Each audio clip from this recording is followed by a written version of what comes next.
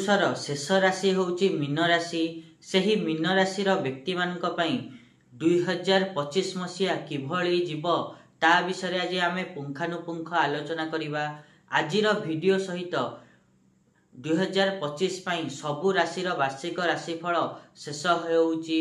जो माने भी बाकी राशि मानकर वार्षिक राशिफल 2025 देखि नांती से माने मो यूट्यूब चैनल प्लेलिस्ट को गले से माननकु आराम से मिली जिवो।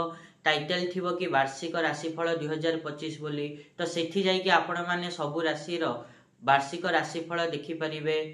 नमस्कार, मु सुभाषिष पुंठा स्वागत करछु मो यूट्यूब चैनल को।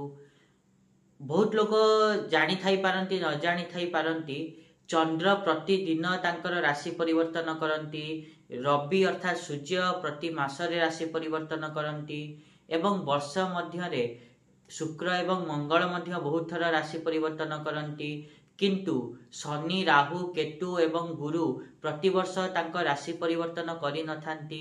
किंतु एही 2025 मसीहा रे शनि, राहु, केतु समस्ते तांक राशि परिवर्तन करिवे।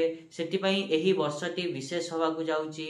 ता सहित मीन राशि व्यक्ति मानक पई शनि 7.5 मध्य चलीची। तार भी प्रभाव विषय आमे टिके आलोचना करिबा केमिते कोन रहिबो। आमे मीन राशि व्यक्ति मानकर वार्षिक राशिफल 2025 विषय रे तो डिटेल्स रे आलोचना करिबा। ता पूर्व सबन भली गोटे रिक्वेस्ट करिया चाहिबी कि जो माने भी एजाई चैनल को सब्सक्राइब करना सब्सक्राइब करंतु आ पाखथिया बेल आइकन को मध्य प्रेस करंतु जा द्वारा कि मु आगु को जहां भी किछि वीडियो देबी ता नोटिफिकेशन आपण मान को ठीक समय रे मिलि जिवो। जदि आमे मीन राशि कथा कहिबा ताहले मीन राशि व्यक्ति मानक पई वर्ष आरंभ रु शनि आपण मानक द्वादश भाव रे गोचर करिवे। ता सहित 29 मार्च रे से तांक राशि परिवर्तन करिकि आपणक राशि को चली आसीबे अर्थात मीन राशि रे गोचर करिवे। तापरे जदि आमे गुरुंक कथा कहिबा ताहले गुरु आपण मानक वर्ष आरंभ रु तृतीय भाव रे गोचर करिवे एवं 15 मे परे से तांकर चतुर्थ भाव को आपण मानकर आसीकि गोचर करिवे। एवं राहु केतु कथा जदि कहिबा ताहले राहु आपण मानक वर्ष आरंभ रु आपणक राशि रे ही गोचर करिवे एवं केतु आपणक सप्तम स्थान रे गोचर करिवे। एवं 29 मे परे राहु आपण मानक द्वादश भाव को चली जिवे एवं द्वादश भाव रे गोचर करिवे एवं केतु षष्ठ भाव रे गोचर करिवे।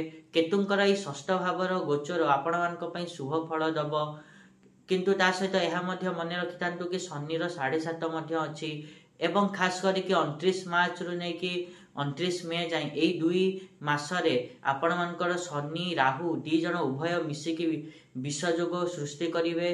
तो या द्वारा कोन आपण मान को 2000 एई दुई मास जो 29 मार्च रु नै कि 29 मे जाय कोन सबु घटिबा बा कोन सतर्कता अवलंबन करिवे ता विषय भी आगु को आमे डिटेल्स रे कथा हवा। प्रथम कथा जदि आमे शनि कथा कहिबा ताले शनि आपण मानकर आर्थिक स्थिति को सुदृढ़ करिवे। किंतु जदि आपण माने विवाह करिया को चाहुचंती बा पार्टनरशिप रे व्यवसाय करिया को चाहुचंती ताहाले शनि आपण मानकर काम को लेट करि देबे। ता अर्थ नुह कि आपण मानकर विवाह हेई परिबनी। विवाह हबो किंतु आपण जो डेट फिक्स करथिबे बा जेतिकी भीतर विवाह करिया को भाबिथिबे ताथु देरी हेई जाई पारे। ता सहित 2025 रे आपण माने विदेश यात्रा मध्य करिवे एवं आपण मानकर जो कार्य क्षेत्र अछि ताहा भलो रहिबो। ता सहित आपण माने निजर पासवर्ड जो मोबाइल पासवर्ड अछि ताकु टिके ध्यान सहित रखिबे नहले साइबर क्राइम होबार मध्य संभावना अछि। सेति पई डिजिटल जिंस को देखि चाहि व्यवहार करिवे। तापरे जदि 15 मे पर कथा कहिबा ताले 15 मे परे आपण माने सब प्रकार सुख को भोग करिवे एवं 29 मे परे आपण माने रोग रु मुक्ति पाई परिवे। जो मानक संतान नाही तांको संतान प्राप्ति हेई पारे। तापरे जो मु कहितली कि 29 मार्च रु नै कि 29 मे जाय शनि राहु एकाठी रही आपणक राशि रे रहिबे। ता द्वारा आपण मानकर जो वैवाहिक जीवन अछि सेथरे डिस्टर्बेंस हेई पारे। ता प्रति आपण मान को टिके ध्यान रखिया को पड़िबो। ता सहित आपण मान को 29 मार्च रु नै कि 29 मे जाय आपणक जीवन रे शनि राहुर एकत्र जोगु आपण मानक जीवन रे नकारात्मक प्रभाव पड़िबो ता प्रति मध्य टिके सतर्क रहिबे। एतो थिला मीन राशि रो व्यक्ति मानक पई 2025 मसिया किभଳି जीव तार संपूर्ण वार्षिक राशिफल। आशा करी कि मुझा कहली आपण माने ठीक रे बुझी पारथिबे। आ जदि वीडियो भल लागी ताहले निहात रूपे वीडियो को लाइक करंतु, शेयर करंतु आ चैनल को सब्सक्राइब करिया पई तो जमाई भूलंतुनी। आज पई एतिकी, देखाबा नेक्स्ट वीडियो रे। रहुची, नमस्कार।